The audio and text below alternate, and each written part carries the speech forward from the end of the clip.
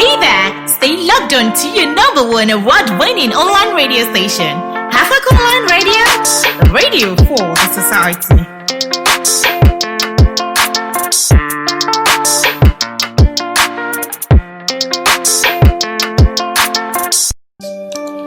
Àbí kí ni wọ́n ń ṣe ẹ̀rọ ìbánisọ̀rọ̀ mi yìí? Mo sì kílíkù kò dáhùn lóhùn. Mọ́ìmí, hello.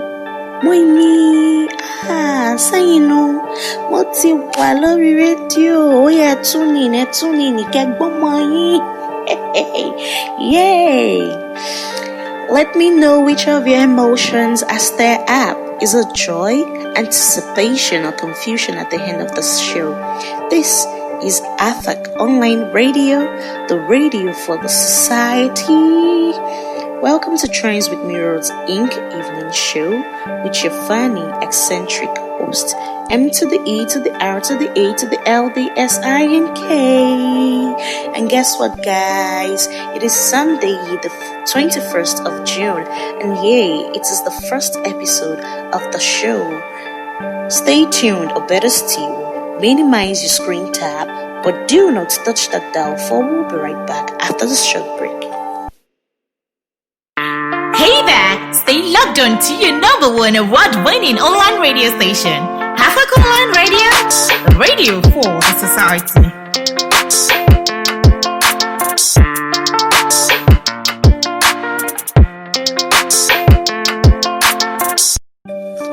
Welcome back on board, guys. You're still on to Trains with Mirrors Inc. on your award-winning online radio, AFAC, still with your humble host, M to the E to the R to the A to the L, the S, I, and K.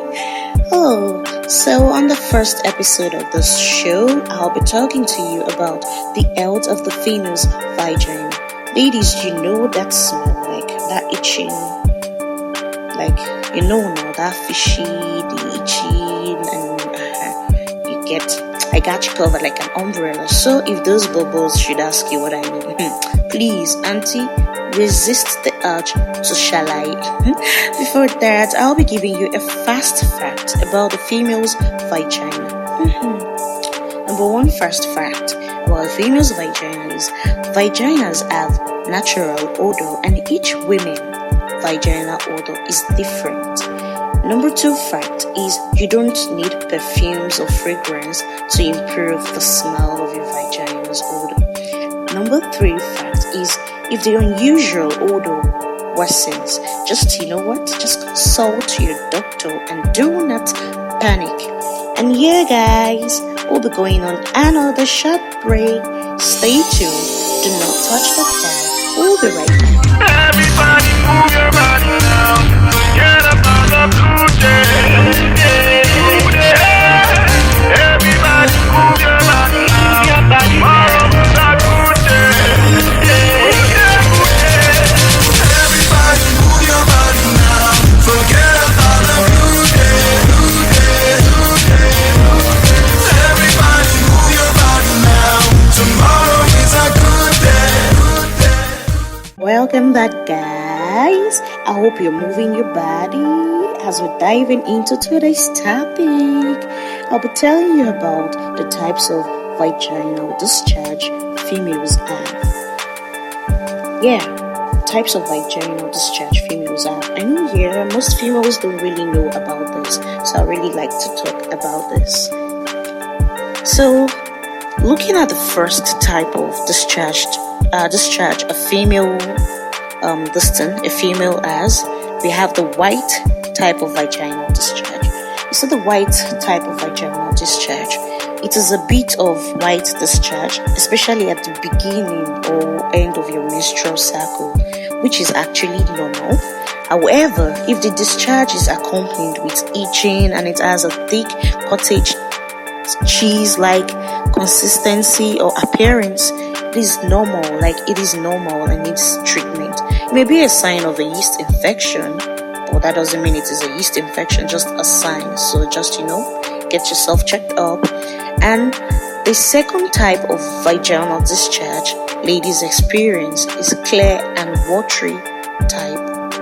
You see this clear and watery type, it is the perfect, like it is perfectly normal. It can occur at any time of the month, and the flow may be especially heavy, probably after an exercise, but then it is very, very, very normal. So ladies, if you're experiencing the clear and water type of vaginal discharge, not to worry, you've got no problem, I've got you covered.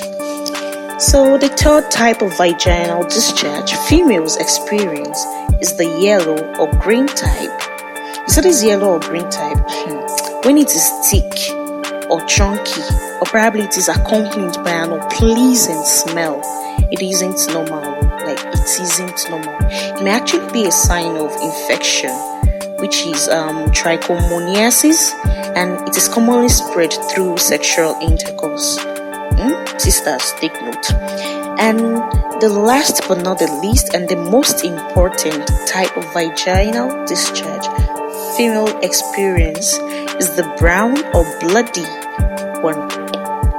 You see this brown or bloody type of vaginal discharge, this one, it occurs during or right after your menstrual cycle. And it is usually normal, but just so you know, a late discharge at the end of your period can look brown instead of red. You may also experience a small amount of, bloody discharge between periods, but then this process is called spotting, like spotting. I know you're wondering, what is this grammar all about now? What is spotting, you get? But then, what I'm about to say next is most especially for married women and sexually active females out there. Instead of spotting, if this spotting should occur during the time you are having your normal period, probably you've had recent sex without protection, and then if spotting should actually happen at this stage where you are having your your period, your normal period, then you should know this is actually a sign of pregnancy. But if you are experiencing spotting during an early phase of pregnancy, like your first trimester of pregnancy, it can be a sign of miscarriage. Remember to discuss this with your O&G doctor. But sometimes, in rare cases, this brown or bloody discharge can also be a sign of endometrial or cervical cancer. So ladies, take note. Know your body, like study your body. It could also be other problems such as fibroid or abnormal growth. And this is why it is important to get a yearly pelvic exams and pap smear. You see this pelvic exam and pap smear, they are actually not a painful examination, like medical examination, so don't be scared that it's one, and they're not really expensive. And it is your duty to actually visit your gynecologist, and it is also the duty of your gynecologist to check for any cervical abnormalities during this procedure. So guys, I hope you enjoy that. We'll be going on a short break. After this, I still have more and more interesting things for you to come. Thank you. Stay tuned. Do not touch that dial. Hey there! Stay logged on to your number one award-winning online radio station, Africa Online Radio, the radio for the society.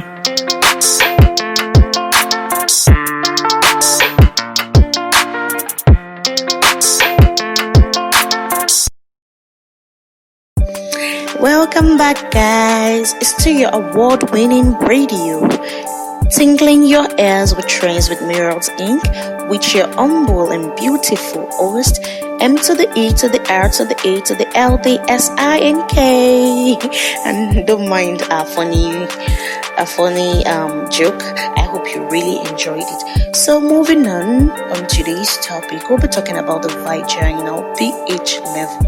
I know you will say, oh God, she has come again. What is pH level? What does pH level has to do with vagina when it is not chemistry that we are doing? What does chemistry has to do with vagina? You understand? But don't worry, I will take you down this lane just so you could understand better. You see, when we say pH level, What we really mean by pH level is the measurement of how acidic or alkaline, and when I say alkaline, I also mean basic or base a substance is. So you see this pH level, it has a scale that runs from 0 to 14, and do not get this twisted. This 0 to 14 is a universal scale, like a universal scale. So I want you to notice that when the pH is less than 7, it is considered acidic, and when the pH is greater than 7, it is considered basic in nature, which is also alkaline in nature. You see, the pH level of your vagina, whether it is acidic or basic in nature, plays a very, very important role in determining if it is healthy or not. You see, a normal pH level is between 3.8 and 4.5, which is moderately acidic. Basically, your stage of life during your reproductive years, between the ages of 15 to 49, your vaginal pH should be below, like your vaginal pH level should be below or equal to 4.5. That is within the ages of 15 to 49. But before your menstruation and after menopause, a healthy pH level tends to be higher than 4.5. And the reason is because of your menstruation and menopause, they actually affect the pH balance. So you want to know why this matters, like why this pH really affect the health of your vagina. I'll tell you. You see, an acidic vaginal environment is very protective, and it creates this barrier that prevents very unhealthy bacteria and yeast from multiplying too quickly and causing an infection to the vagina, while a high vaginal pH level above 4.5 provides an environment for unhealthy bacteria to grow. So I hope you get that. So guys, we'll be going on another short break. We'll be right back after this. Do not touch that dial. Thank you. Hey there! Stay logged on to your number one award-winning online radio station, African Online Radio, the radio for the society.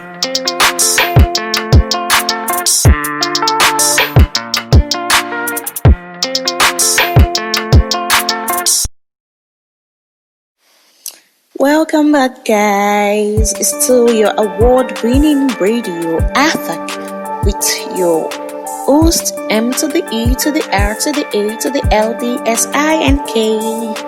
Welcome back, guys. Moving on.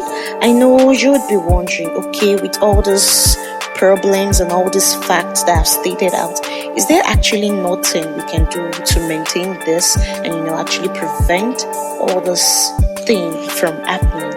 Okay, so females, this is it. There's always a remedy for this, and today I'll be giving you the home remedy. Like, I'll be giving you a home remedy for this, for you to avoid smelly, itching vaginal discharge and unhealthy vaginal discharge.